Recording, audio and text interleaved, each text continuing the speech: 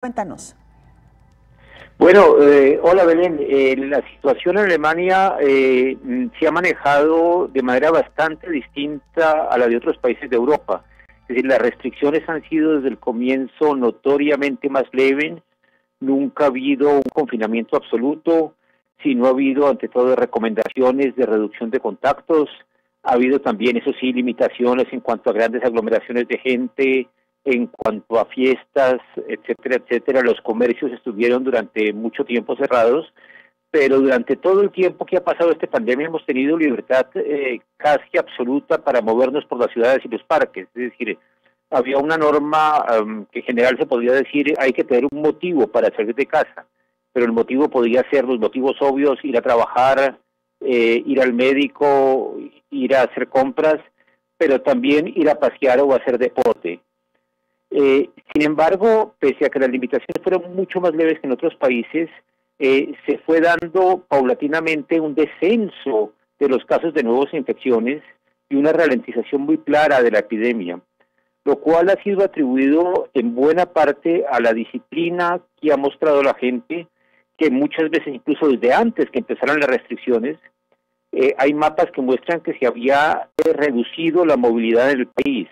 Con lo cual, eso quiere decir que ya cuando surgieron las primeras advertencias, la gente había empezado a tomar por su cuenta las propias restricciones. Ahora estamos en una situación bastante especial porque esta semana se ha hecho una gran apertura en cuanto a restricciones. Ahora pueden abrir todos los comercios, sigue habiendo limitaciones en cuanto al número de personas que pueden reunirse, pero ahora se pueden visitar unas familias a otras. El número de personas que van juntos en la calle sigue siendo reducido, pero se ha relajado un poco. Y la pregunta es qué va a pasar con todo eso. Al relajar las restricciones se ha establecido, sin embargo, una red de seguridad, que es la siguiente. Los gobiernos de los 16 estados federados se comprometieron que cuando haya una circunscripción determinada, en la cual haya durante una semana más de 50 nuevas infecciones por cada 100.000 habitantes, entonces para esa circunscripción hay que tomar medidas especiales, que pueden ser restricciones, que pueden ser aumento en los test, pero ante eso hay que reaccionar y se han comprometido a ello. Actualmente tenemos dos municipios críticos, en eso tal vez no entramos en detalle, pero la idea es que, por ejemplo, en un caso hay un brote en un matadero. Entonces parte de las medidas se limitarán a ese matadero y a sus alrededores, y se aplazarán algunas de las relajaciones que deberían empezar el 11 de mayo, se aplazarán hasta el 18 de mayo mientras se evalúa la situación. En cuanto a las cifras, en Alemania ha habido desde el comienzo 170.143 casos de contagios confirmados, pero de esos ya se han curado 135.918 y además ha habido 7.527 muertos. Es decir, actualmente hay menos de 30.000 casos activos de contagios confirmados. Claro, está la cifra oscura sobre la cual no se puede decir nada. Y los hospitales no han visto rebasadas sus capacidades. El 38% de las camas en las unidades de cuidados intensivos está libre, y la mayoría de las camas que están ocupadas no están ocupadas por pacientes de coronavirus. Eso es. Rodrigo, pues tenemos muchas preguntas. No sé si el tiempo nos va a dar o quizá tengamos que contactar contigo en una siguiente ocasión, pero me llama mucho la atención todo esto que estás planteando porque creo que responden a muchas de las inquietudes que tenemos hoy por hoy en los países de América Latina, particularmente en México. Cómo el aislamiento social, la disciplina social puede ser el gran antídoto para frenar esta pandemia. Y otro dato muy interesante, la manera en que poco a poco Alemania regresa a la llamada nueva normalidad en medio del descenso que han tenido en el número de casos. Este dato que das, por ejemplo, de cómo los estados federados se comprometen a actuar de manera inmediata en cuanto comience a haber, digamos, los llamados rebrotes, me parece que es una de las grandes lecciones que tenemos que aprender acá en América, que estamos transitando apenas por la fase 3.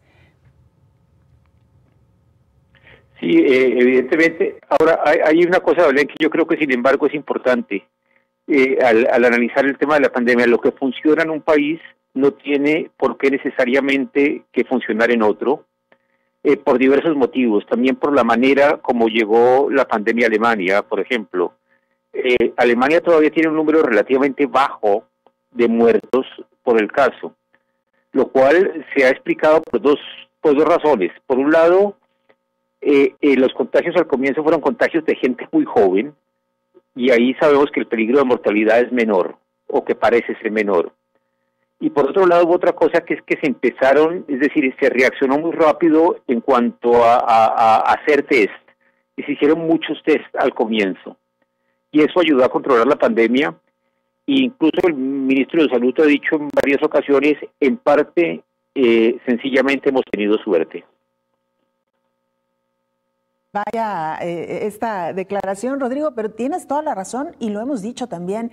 La pandemia ha tenido esta característica que se ha comportado de manera distinta en cada uno de los países, porque para empezar, todas las poblaciones somos distintas. Mientras en México tenemos un alto índice de obesidad, de hipertensión en personas jóvenes, digamos que nuestra población no es tan adulta mayor como ocurre en el caso de Europa. Es decir, todos estos elementos, todas estas variables que nos han enseñado muchísimo del comportamiento del virus. Preguntarte por último, Rodrigo, ¿están ya en la fase de desconfinamiento? Entonces, ¿calculan que para qué fecha estarán viviendo ya prácticamente dentro de la nueva normalidad? Bueno, la nueva normalidad es un concepto que se ha acuñado últimamente, y es difícil porque la nueva normalidad ya está ahí en buena parte. Y lo que dice todo el mundo, tendremos que vivir con algunas restricciones y con algunas medidas de precaución hasta que haya una vacuna. Y sabemos cuánto puede durar eso. Es decir, puede durar muchos meses, puede durar un año, y en el caso más normal duraría por lo menos 2 años. Aunque ya se están haciendo pruebas, hay que garantizar que esas pruebas clínicas son seguras, que la vacuna no tenga efectos secundarios que sean más graves que la pandemia. Y sobre todo en Alemania hay una cosa muy importante, que la vacuna convenza a la gente y que la gente no sea reacia a vacunarse. Y es totalmente de acuerdo, lo hemos visto, por ejemplo, en el caso de H1N1, justo cuando llegaron las vacunas, y como todavía a estas alturas hay gente que se resiste a tomar o a aplicarse esta vacuna. Ha sido un gusto saludarte, Rodrigo Zuleta, un abrazo y espero que tengamos una nueva oportunidad de conversar. Gracias por esta información. Un abrazo, Belén. Es Rodrigo Zuleta, corresponsal de la agencia EFE